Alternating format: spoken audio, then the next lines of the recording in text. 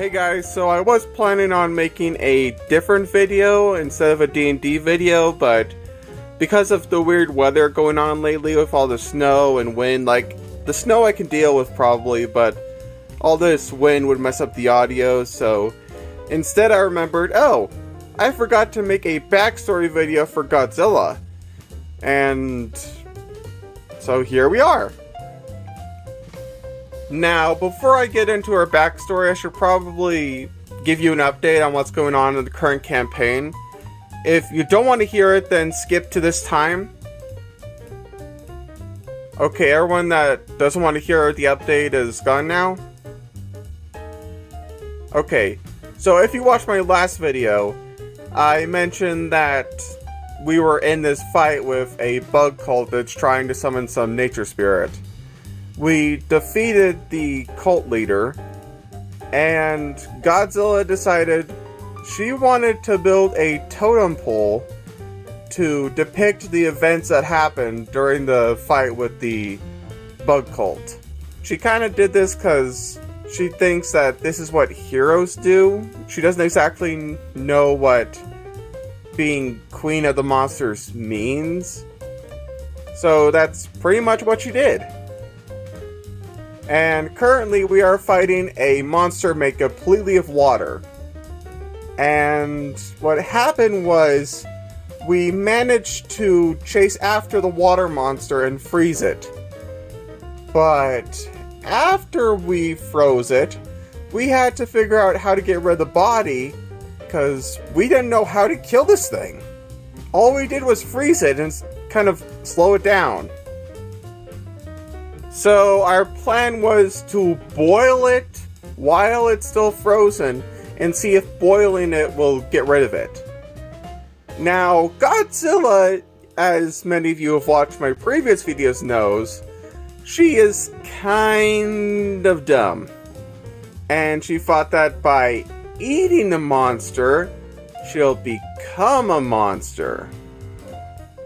Yeah, let's just say that the monster did not die when she had her little snow cone. And I kid you not, our attempt to try and boil the monster to get rid of it failed, as the monster broke out of all the cauldrons we were using, reformed itself, and started to run away.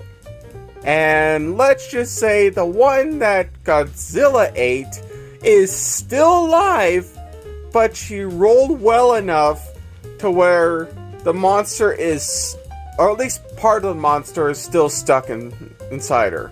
Like that episode of Futurama. So now we have to deal with the whole situation of trying to recapture the water monster, or at least try to figure out how to kill it, while also part of the water monster is still inside Godzilla's stomach. So, yeah, it might not go out well for Godzilla. Anyway, on to the backstory.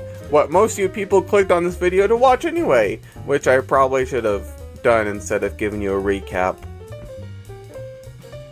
Anyway, Godzilla, like most dragons, was born from an egg, only she was found by a cult of druids.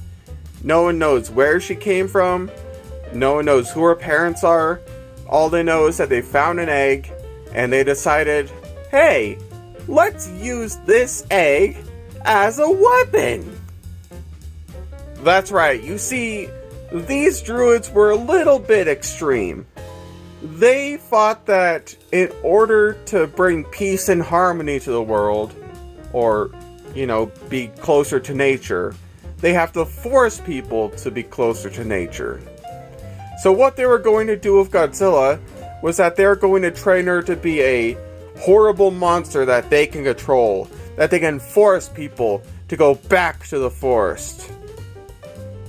And they're going to try it out on this small town that was just being built. So their plan was, first, they were going to trick people, make them think that Godzilla was some unknown creature. And to do that, you see, she is a blue dragonborn, but what they did was that they dyed her scales black and made negative impressions on her back spikes that glowed every time she used her breath weapon. In the backstory of the character, this was mostly done to kind of confuse people, make them think that some other creature was attacking them, so that they'd waste their time looking up other facts instead of, knowing how to stop Godzilla. In reality, it was actually a way for me to make her look more like the legendary Godzilla. From the legendary movies like Godzilla vs. Kong and whatnot.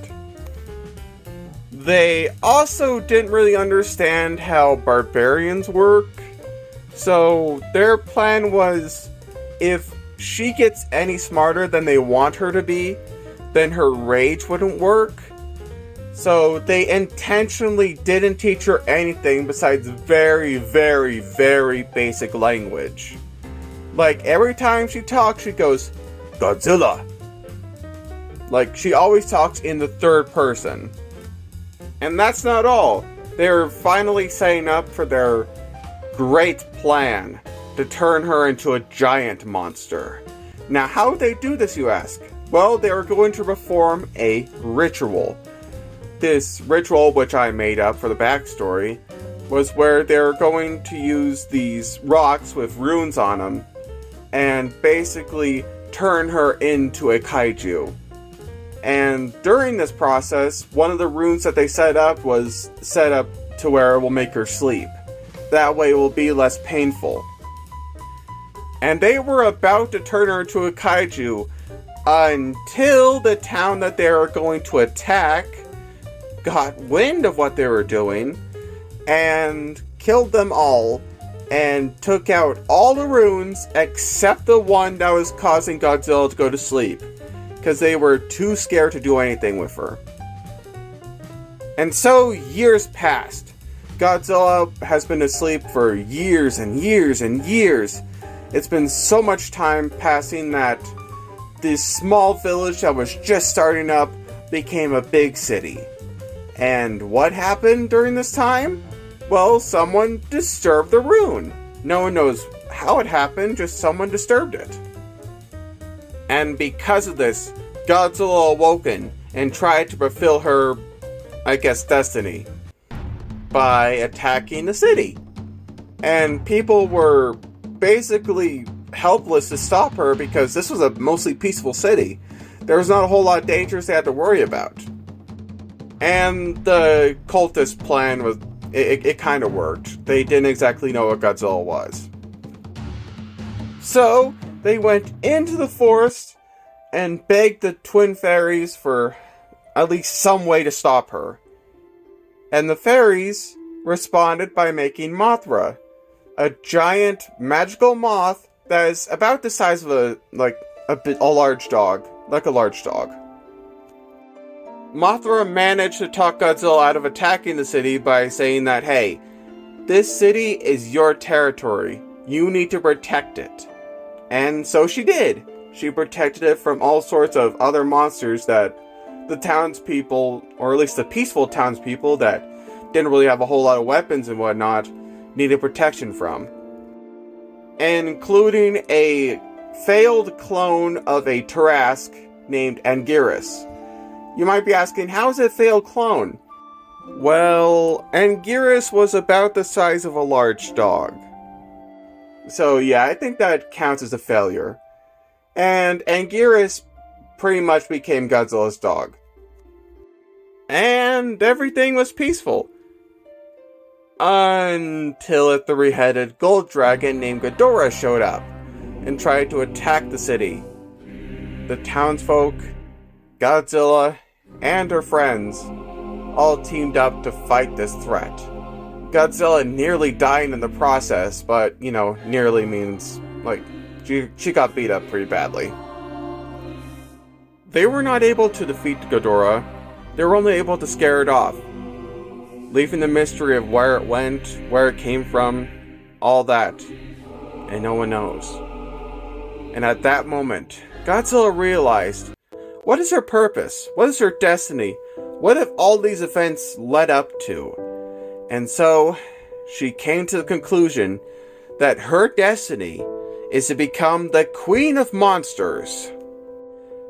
Granted, she doesn't exactly know what that means either, but still. So anyway, she left the protection of the city with her two friends Mothra and Anguirus, and set off on adventure to become the Queen of Monsters. Thank you for watching. If you want to know more about Godzilla and her adventures in the campaign, please let me know in the comments. And if you want me to do certain D&D videos, because I'm fairly new at this, let me know in the comments what you think, and I hope you enjoyed the video, and like and subscribe, and see you next time. Bye.